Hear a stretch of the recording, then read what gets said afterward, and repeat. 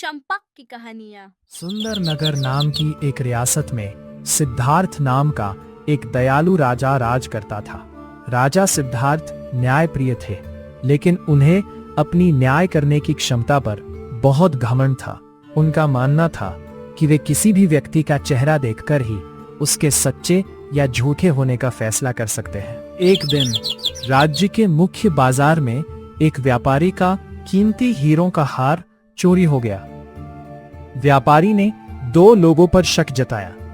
पहला था भीमा, जो एक गरीब और फटे हाल कपड़े पहनने वाला मजदूर था, और दूसरा था विक्रम, जो गांव का एक धनवान और ठाट बाट से रहने वाला जमींदार था। दोनों को राजा के दरबार में पेश किया गया। भीमा डर के मारे कांप रहा था, उसकी आंखें नीची थीं और वह ठीक से बोल भी नहीं पा रहा था। दूसरी ओर विक्रम बड़ी आश्वस्तता और शालीनता के साथ अपनी बात रख रहा था। राजा सिद्धार्थ ने दोनों को देखा और अपने मन में तुरंत फैसला कर लिया। भीमा का हुलिया और घबराहट साफ बता रही है कि यही चोर है। विक्रम तो इतना सम्मानित इंसान है, वो चोरी क्यों करेगा? राजा ने बिना किसी सबूत या गवाह की जांच किए भीमा को 6 महीने के लिए कारागार में डालने का हुक्म दे दिया। उसी रात राज्य के चतुर सेनापति माधव को राजा के इस जल्दबाजी भरे फैसले पर संदेह हुआ। सेनापति ने चुपके से जांच शुरू की। उसने बाजार के उस सुनार से पूछताछ की जिसके पास विक्रम अक्सर जाता था।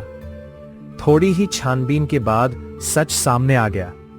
विक्रम जुए में भारी कर्ज में डूब चुका था और उसने ही व्यापारी का हार चुराकर सुनार को बेचने की कोशिश की थी।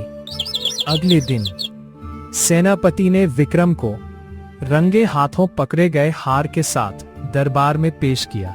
यह देखकर राजा सिद्धार्थ सन्न रह गए।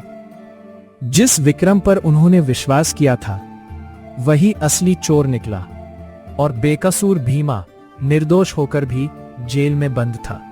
राजा ने तुरंत भीमा को रिहा कराया, उससे सम्मानपूर्वक माफी मांगी और उसे 100 सोने की मोहरें हर जाने के रूप में दी।